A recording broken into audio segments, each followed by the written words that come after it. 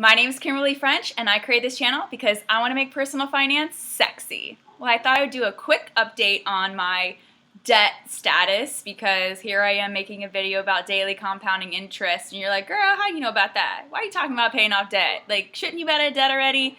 Yes, I made this big, bold statement 3 years ago. I was $90,000 in student loan debt, a new graduate, and I said, look, if I make $60,000 a year, in 3 years, I'll pay 30 grand a year, and I'll pay it off. I mean, the amount of interest that gets tacked on each year is just out of control. It's about $7,000 or $8,000 getting added back each year. That's what, $24,000 that's been added. So yeah, you could say that I've paid $40,000 to almost $60,000 in the last 3 years on my student loans, but I still owe $44,000.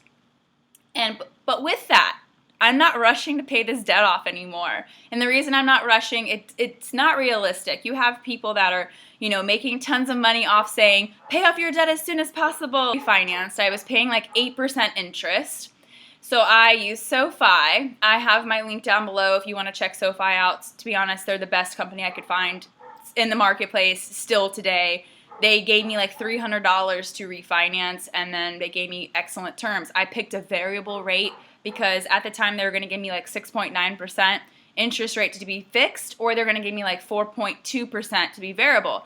And it's pinned against the LIBOR rate. I can create an entire video on refinancing your student loans because I don't want to drag this out.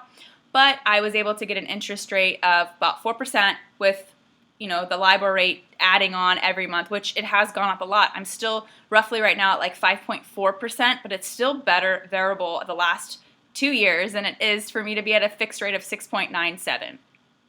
So basically the way I feel about debt now is, okay, what happens? Worst case scenario, I lose my job and I have nothing saved because you know what?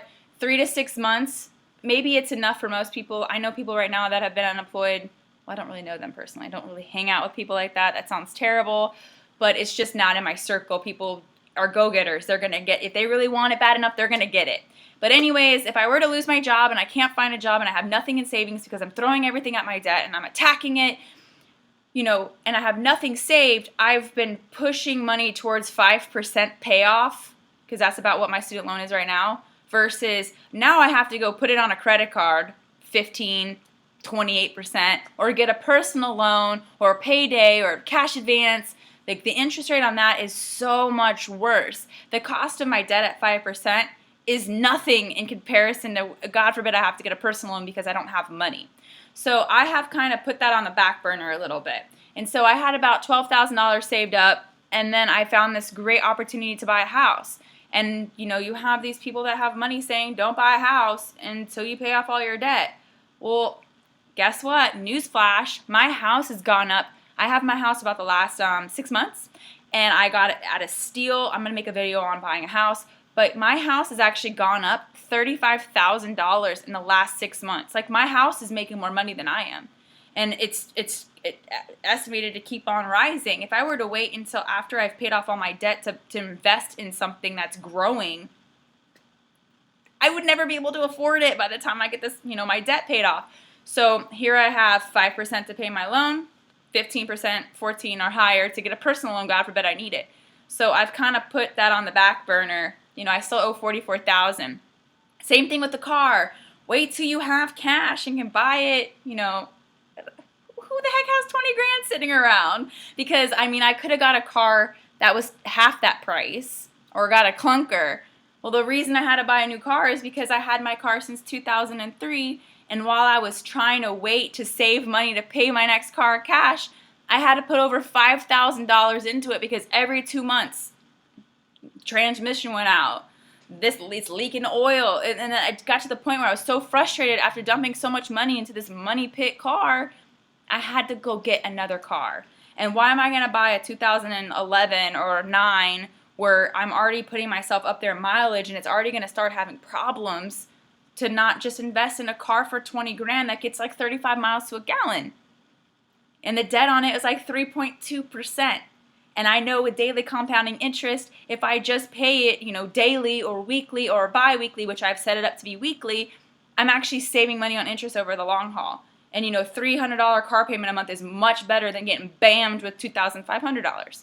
these are just some of my rants on how I don't necessarily agree with what all the personal financial experts say, because I'm living proof of it. I feel like I think I can relate a little bit better.